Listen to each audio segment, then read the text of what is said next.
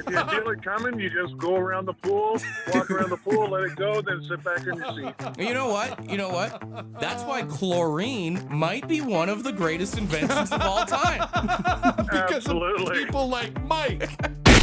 The Brock and Dalby Podcast. This is the Brock and Dalby Podcast. I can't imagine anybody listening to the show today had quite the weekend that you had. Father Brock got to officiate a wedding of one of your childhood friends. How was that? It was awesome. Everyone loved the priest get up there. Yeah, so explain. I saw some pictures on your Instagram story. You had like a black shirt, but you had a little white collar in there. What was going on there? Best $20 I ever spent on Amazon. I told you I was going to dress up as a priest for it. I don't know if I believed you or if I was still shocked, but it looked good on you. It was funny when they went to do the ceremony and I got up there, they had a bunch of balloons and at first it was just me standing before like the bride and groom come out. I guess, yeah, you sort of take your place and then everybody comes out for their role. And I don't know if it was the devil or God was watching, but a couple balloons started popping and people were looking at me and I was like, I shouldn't be wearing this, man. It is a bit of an omen. It's not a big omen, but it's a little bit of an omen. It went well. I kind of messed up the ceremony, but it's partially my buddy Dalton's fault. Okay, now to be clear, we talked about this last week. They had already legally got married. Yeah. This was like the show for the family. Exactly. How do you mess up? So he gave me a script and he's like, here's basically what I want you to say, like put it in your own words or whatever. That's what you need to know. So we ran through the whole thing. You know, I welcome people to the wedding, blah, blah, blah. Sure. Say something about him, say something about her. But there was no mention about rings. Oh, right. Because there is a point in the ceremony where it's like, present the rings. Yeah. Do you, I do. Do you, I do. Put it on the finger. We got through the whole thing. Oh, no. They said I do to each other. They kiss. They're getting ready to. The photographer's taking photos. Everybody stands up and applauses. And it's not until my buddy's wife goes, the rings. Where are the rings? What about the rings? And they look at me and I was like, oh yeah. And then all of a sudden some little ring boy gets up and runs over. And I was like, all right, let's hit the like reverse on this real quick. Hold up here. And I was like, do you blah, blah, blah, blah, blah, take him, blah, blah, blah, blah, blah. Amazing. I also love the idea that there was some like little niece, little nephew, whatever in the crowd that was like, Mom, where's my moment? Oh, like the kid waiting to be looked called chapped, up. dude. He looked so bummed as he came walking up there. And then afterwards, everyone's like, how could you forget the rings? And I'm like, it wasn't in the script. I didn't even think about it. Not in the script. Absolutely. And, this is your big moment as the officiant. You hadn't done this before, had you? No. Right. So, some grace has to be provided, but also, you've been to enough weddings. You didn't think about the rings? Not one person in the crowd even. I think everybody was just like, all right, let's get to cocktail hour. That's all everybody was thinking. That was the crowd for the event? So I'm saying, if you're looking for an officiant for your wedding, yeah. I am hireable. I will remember the rings this time. Unless you're too cheap and you don't want to get rings, we can gloss right over that. Right, yeah. If you want the express wedding. I'm your guy. If anybody out there is trying to plan a wedding for next year, you can go ahead and leave your request on the bad line. If you want to see a photo of me as Father Brock, text priest to 762-555 and I'll send it your way. It looks like you're the lead singer in a rockabilly band. And I say that as a compliment. Like, it kind of suits you. Either that or it looks like I'm a suspect in a Netflix documentary. I'm not going to lie. Could go either way. But dude, I've never felt old before. I'm only 31 years old, but like you said, it was a childhood friend of mine, Dalton's wedding. Yeah. And we're there, and this guy comes up to me, and he goes, "Hey, Brock, like, how's it going?" Young kid? Yeah. And I was like, I'm sorry, like, I don't know who you Can't are. place it. And he's like, dude, it's Chris. And I was like, Chris, I don't know, man. Generic name. I'm super sorry, dude. And he goes, I'm Dalton's nephew. Oh. When we were like in grade 8, his sister had a kid. Oh, okay. This kid's 19 years old. He had a beer and a dart in his hand. I could not wrap my head around it. I was like, you're making me feel so old right now, dude. Was he wearing a suit? Yeah. Like for the wedding? He had almost a beard. Like he had a bunch of he had more facial hair than I do. Like, damn. That's, low bar, but that's neither here nor there. But there's not a lot of things that make me feel old, but it was talking to this literal kid that I grew up watching in diapers and stuff. Who's now legal age. it. He cheers me. He's like, cheers, brother. And I was like, oh, dude. Tap of the glass. Like, you still feel on the inside. You're like, hey, man, keep that down. Your parents are going to see you drinking. I literally said an old man thing to him where I was like, I haven't seen you since you were like knee high. That made me feel old, dude. Oh. Yeah. You're only going to get more of that, brother. Like you said, like you're 31 and a half if you're counting by children's metrics. It is not going to get better from here on, just to be super clear. It was like that. And then when I was driving home yesterday, I started thinking, I was like, and all the music we were playing at the wedding was like stuff from when we were kids or teenagers. And I was thinking, I was like, man, Chris was probably standing there like this old ass music. That's just it, right? Like the way that we'll go to weddings and we'll hear stuff from like our parents' generation and be like, man, they're really dipping into the oldies today. Yeah. I'm going to guess being one of your friends, there's a lot of like pop punk and stuff like that. Sure. Yeah, Chris was like, man, they were really digging into the old tracks tonight. We were like listening to the Motown classics in his opinion. Is that what it's like for people when they work with young people where you're like, oh, you make me feel so old? Like, look at me.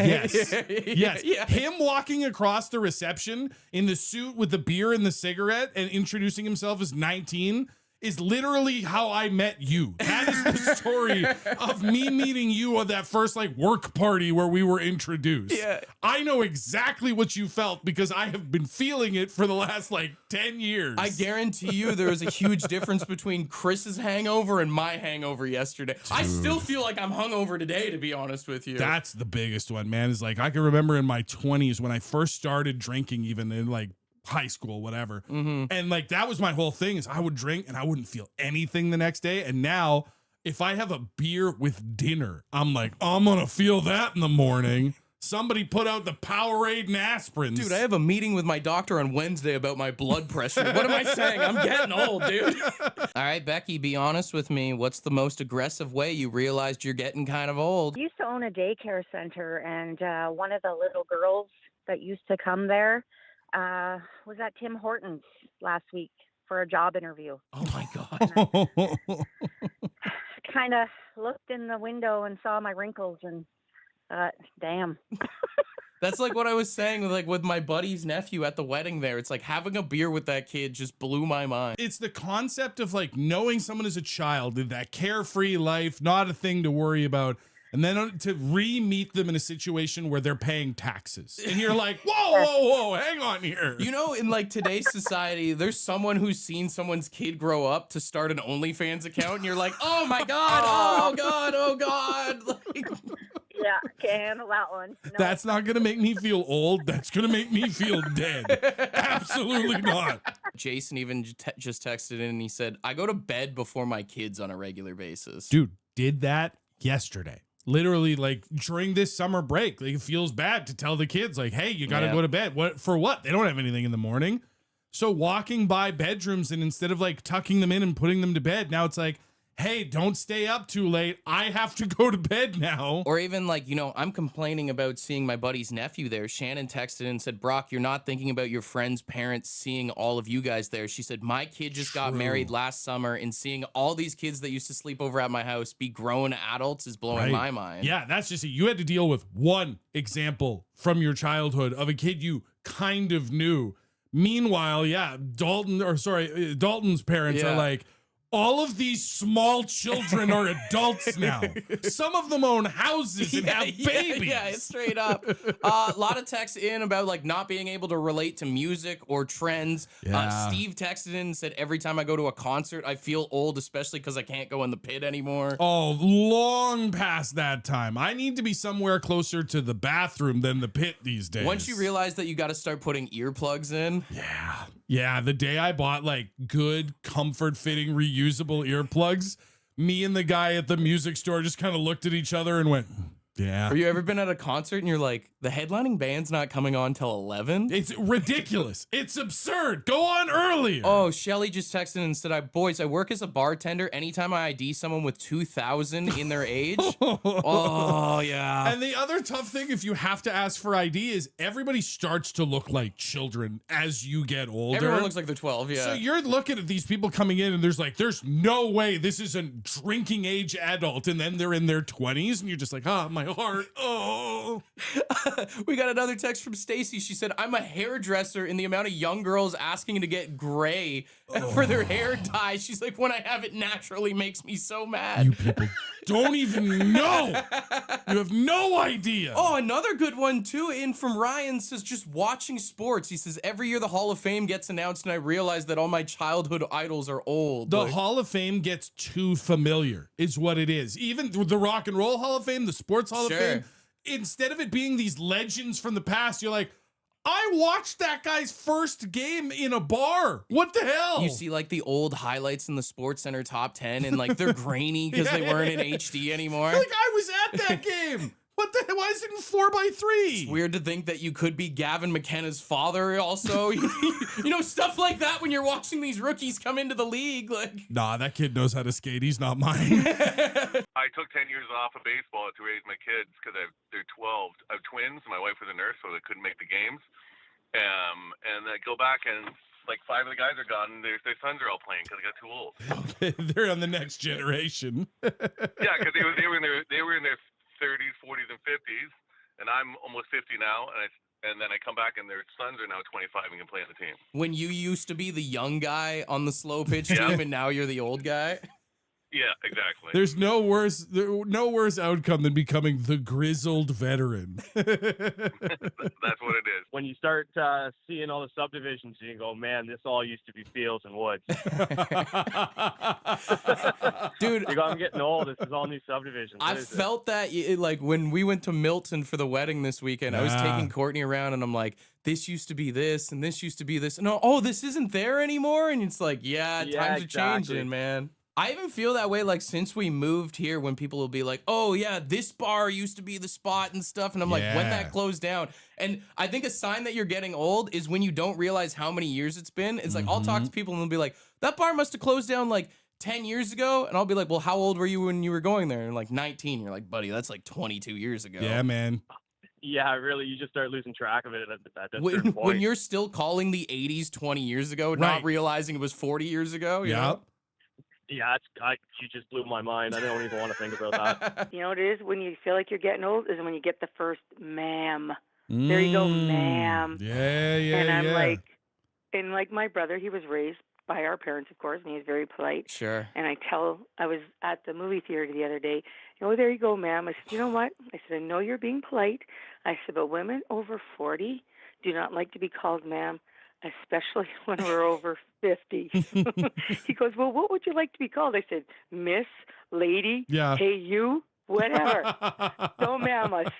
Now I got to ask. It's a horrible feeling. I got to ask, and I hope this doesn't come across as rude, but where do you fall on the whole cougar debate? Oh, yeah, is it a kind term or is it is that complimentary is or is that bad too?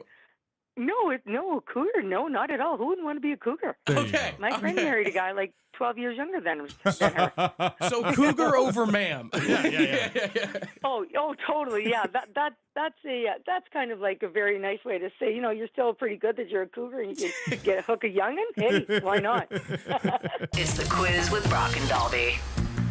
All right, it's time to test my beautiful, sexy friend Dalby's music knowledge or lack thereof. You always say that. It's not music knowledge. It's memory recall. You know what's something that you always say during the quiz? I don't know. Yeah, that is. It is a bit of a catchphrase when it comes to this particular segment. And I realized that there's a lot of songs with no in the word, K-N-O-W, not N-O. Good. Yeah, no, I'm glad because I also say that no, but you rarely listen. So we're going to do the no quiz and see if you know these songs with no in the title. Yeah, the odds are no. So we'll see. I feel like this first one should be easy. Okay. When I say the sheepdogs, what do you say? That is I don't know. Andy, but you do know. Yeah. You do know it. This feels like a trap, is what this is. So he knows the first one. Yeah. Let's see if he knows the second one here. When I say Queens of the Stone Age, I feel like this one should be easy. That's no one knows. But you do. You know. In this rare instance, I know. 2 for 2. This guy knows. Stop. All right. Next one in here. We've got REM. I don't. You don't know? I hate to say it because I'm sure I'm feeding into a pun, but I don't know.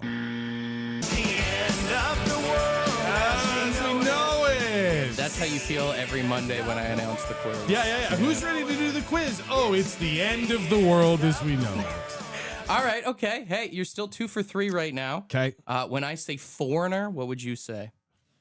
Hot-blooded. I know that's not the right answer. Shame. What are you shaming me for? It's the only Foreigner song I know off the top of my head. You love love. You're a love guy, and you don't know this? I want to know what love is. I think because I said it before you played the song or said the answer, maybe half a point? I had to feed you on that one. I had to show you what love is. I don't like that. Hey, you're still batting 500 right now. Oh, for now. This one may be a little bit tricky here, but when I say 3 days grace. 3 days grace. Oh. Not an original song by 3 days grace. Oh. But it was very popular during the pandemic. Oh. I'm not going to lie. I was not listening to a lot of 3 days grace pandemic era. Don't got it? No.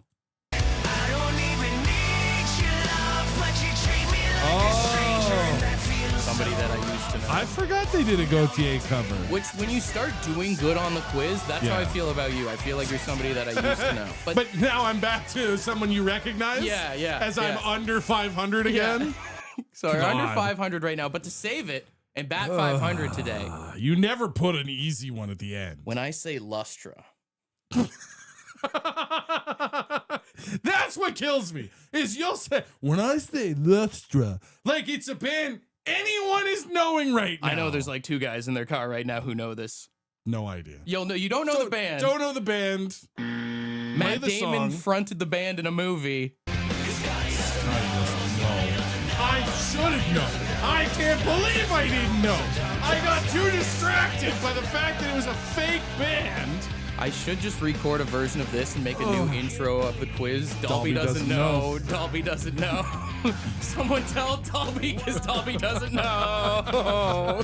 One of the great things about our species, about human beings, is we have invented some incredible things from the dawn of time all the way up to now. We still have scientists and engineers and just regular people inventing great things. No doubt. I have found, though, according to an expert panel, what is allegedly the top 5 most important inventions in the history of humanity, based on things like what gets the most mentions, the most talk, the most use, that sort of thing. And I'm curious to see how you feel about not only what's on the top 5, but what's not on the top 5. Lay it on me. Number 1, I don't think any surprise. The wheel is the Yeah, most important invention. I mean, of it was all like the time. first one, right? It's turned into so many things, from manufacturing to transportation. What else is on there? Number 2, the printing press. Okay. The original printing press, which nowadays feels weird because we have the internet and we have all these other ways of doing things. But for its time, okay, yeah. Number 3, the light bulb. Yeah. Makes sense. Yeah. Number 4, the compass. I mean, finding your way around, right? Yeah, that's most definitely like an old one, but yeah. But it's the precursor for GPS and all that other stuff. And then number 5, the telephone. The telephone. Just in general, not like cell phone or anything, just the general invention of the telephone. I think like all of those inventions, we've come a long way from them. But right. But we couldn't have had any of the things that we have if we hadn't had those 5 as the most important. I'm surprised that electricity and the engine weren't on there, to be honest with you. Electricity is interesting when you think about like the printing press and the compass and the telephone. And the light bulb. Or sorry, yeah, the light bulb, not the compass. Couldn't do those things without electricity, so that should make electricity more important. Here's my thing. I get it. If you're looking at like over humanity, like things that have set us in the right direction, those are all like, they deserve their place. There's the building blocks. Dude, I would most definitely have the toilet on there in like the top 5 grade. Am I wrong on that? I feel like the toilet should have been in there. That is the greatest invention in mankind, is it not? I mean, when you think about the fact that we would all be squatting over holes we dug in the ground, if not for modern plumbing and the toilet. I mean, you could just put plumbing as like the greatest invention of all time. Yeah. Because even I think if toilets had ever only gotten as far as like outhouses, we still wouldn't have them top 5. Remove the compass. I'd rather get lost if at least I can find a toilet somewhere. That's my true Take north. the light bulb out. I'll poop in the dark, dude. My true north is finding a toilet with a door that locks. I feel like the toilet. I feel like air conditioning should be on there, man. Air conditioning is great. I don't know what I take out for air conditioning, but God, what an important invention that is. If I personally had a top 5 greatest inventions of all time, I think it would go electricity, the engine, the toilet, air conditioning, and then I'm teeter-tottering for my 5th pick. It's either birth control or yoga pants.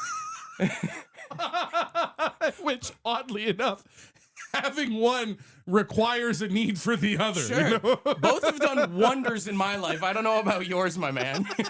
Well, as a father of 2, no, not really. 5 of the greatest inventions, I would have to say, would be the wheel, fire,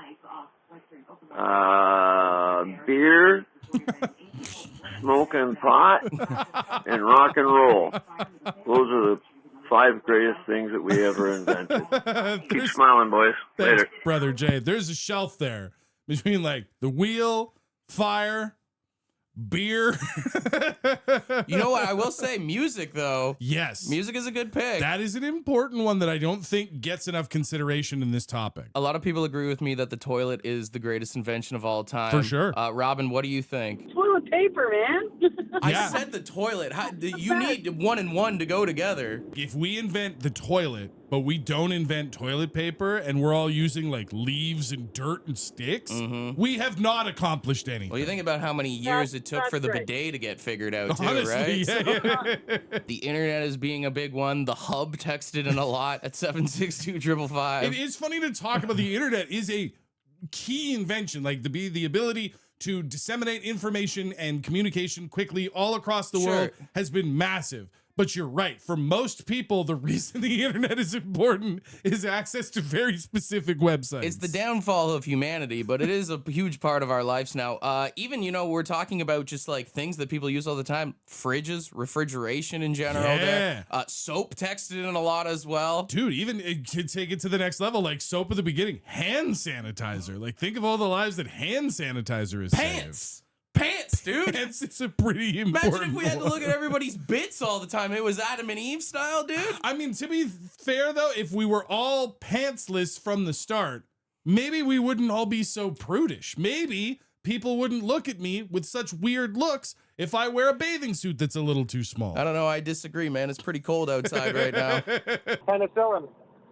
Penicillin is something that we kind of glossed over. Medicine in general is pretty important. No doubt. There was a time when life expectancy was like 30 years old. Man, I'll even say Advil as someone who was hungover just yesterday. I think Advil and Gatorade honestly deserves to be on some sort of top 100. Mike, what do you think is the greatest invention of all time, my man? If you're vacationing, it's got to be a swim-up bar. Swim-up bar, eh? You sit at the bar, have your drinks and that. If nature calls, no, Mike, you can't list off the single worst feature of the swim-up bar while trying to convince me it's a great invention. Well, not if you're throwing a deuce. I agree with that part, but even stewing in your own and other people's urine makes it terrible. You have to go. No, there's a method by it. If you feel it coming, you just go around the pool, walk around the pool, let it go, then sit back in your seat. You know what? That's why chlorine might be one of the greatest inventions of all time. Because of people like Mike. Here's something you're probably going to hate. Jetstar, which is an airline based out of Australia, is facing a lot of backlash after announcing they are planning to charge passengers to use the overhead bins for their carry-on bags. This is absurd. We are at the point now where we are through the looking glass. Airlines are way too comfortable in their audacity. If I have to pay to put my stuff in the overhead bin, $25, by the way. Disgusting. You know what I'm going to do? I'm just keeping it all with me. And when you come over and tell me, oh, that has to be tucked under the seat, too bad. I don't have any money to put it elsewhere, so it's staying where it is. It almost seems like soon enough you're gonna have to like pay for a secondary plane ticket to get your luggage and stuff to the destination. Well, we're at the point now where it feels like it might almost be cheaper to learn how to fly your own friggin' plane. This is just like, you gotta pay for the bags, you gotta pay for the ticket, now you gotta pay for where you put the bags. You gotta pay for your seat too. Shut up at this point. And then they try and like butter you up by being like, how about a complimentary drink? Hey, how can I make you feel better? Is it a bag of stale pretzels? Will that smooth you down? Can I interest you in half of a Diet Coke, sir? Oh, you better give me that whole can after this. As a father of two, I've had to travel with kids a lot. It is not always the easiest thing. I'm sure there are a lot of other parents out there that know the struggle of trying to contain a child on an airplane. Oh, for sure. Have you seen the story about the Porter Airlines flight out of Victoria that got canceled because a kid wouldn't sit down? No. So this flight over the weekend was going out of Victoria International Airport. Great airport, very busy though. A lot of planes coming out of it. Sure. The flight pulls away from the gate. They're out on the runway. They're getting ready to take off. When I'm not sure if it's a flight attendant or somebody on the plane notices there is a kid not only not buckled in, but fully standing on their seat next to the parents. So obviously they go over and they're like, hey, we're about to rocket into the sky. We cannot take off until your kid is sitting and strapped in. They don't do it. They can't get this kid to sit down. Apparently the flight attendants, the pilots, the parents, other passengers all try to negotiate with this little terrorist to get him to sit down and put his seatbelt on. That's ridiculous. Over the course of 2 hours, they were unable to get this kid to sit down and put his seatbelt on. So they had to 2 hours. They had to take the plane back to the airport, back to the jetway, take everybody off. And by the time, because this was a nighttime flight, by the time they got all the paperwork for like having to come back off the runway and everything done, yeah, the runway was closed for the night. Get out of The here. airport is not like a 24-hour airport. So by 12:30 a.m. the next morning, they go, we can't fly now. And the flight had to be rebooked for the morning. That's an easy way to be hated by like 300 people. Not to mention, this is a Victoria to Toronto flight. So Oh my these God. people are already settling Oh my in gosh. for a red-eye cross-country flight. How do you not get your kid to sit down? I don't know. If I'm being honest, like I've read so many different accounts about this story. And again, father of two who flew with my kids all the way as young as being like 2 years old. Sit down and put your seatbelt on. My mom would have looked at me once. Oh, man. And I would have been in that seat, Like, dude. I get that in 2026, we're not belting kids anymore. We're not wooden spooning kids on Sure. airplanes. But like, even I'll tell you right now, there's not one toddler, because that's the thing. They describe him as a toddler. There's not one toddler in this country I couldn't put a seatbelt on if it meant not flying. Well, it blows my mind. It's like, how many stories do we get in the run of a week of people getting kicked off of planes? Just like why Right. did it take 2 hours? I would have been like, you guys got to get out of here, man. That's just it. Like, I don't know if it was because they had pulled away from the airport, like they were on the runway, and maybe that makes it different. Like, maybe it was just the pilot didn't want to do the paperwork of having to come back to the building. But too many chances, man, especially if there is that risk of like a concert going over curfew and everything getting shut down. Yeah. If you know that there's a hard time limit coming, you gotta be short with these people. And it's moments like this that make me not want to have kids. I'd be sitting there on this plane like, I'm getting a vasectomy right now, dude. No, I know you. If you were on this plane, if that was your kid, you would have just taken him and like opened the door. Like, we're leaving. We are not staying on this plane. I would have been like, kick him off. Yeah, leave him here. This is a life lesson for the young man. For more Brock and Dalby, tune in weekday mornings 5:30 to 9.